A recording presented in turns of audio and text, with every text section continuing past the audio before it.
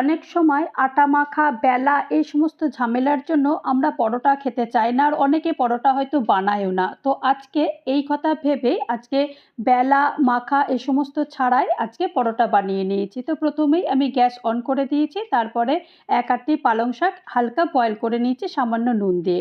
তারপর একটা mixing jar নিয়ে নিয়েছি, জারের মধ্যে পালং শাক, রসুন আর কাঁচা লঙ্কা দিয়ে পেস্ট করে নিয়েছি। তারপর 1 কাপ মতো আটা নিয়েছি, সামান্য নুন নিয়েছি আর 2 চামচ তেল দিয়েছি আর একটু জল দিয়েছি। জল দিয়ে তারপরে একটা সুন্দর একটা ব্যাটার তৈরি করে নিয়েছি। তারপরে যে পালং শাকের এটা পেস্ট করে রেখেছিলাম সেই পালং শাকটাও অ্যাড করে দিয়েছি। তারপরে এটা মিশিয়ে রেখে দিয়েছি। তারপরে গ্যাস অন করে দিয়েছি, একটা ফ্রাই প্যান বসিয়ে দিয়েছি আর সামান্য একটু অয়েল ব্রাশ করে দিয়ে তারপরে 1 হাতা মতো আমি এটা দিয়ে দিয়েছি। এপিট ওপিট করে ভেজে নিয়েছি। খেতে এতটা ভালো হয়, তোমরা না বানালে কেউ বিশ্বাস করবে না। ভালো লাগলে অবশ্যই লাইক দিও, পারলে শেয়ার করো।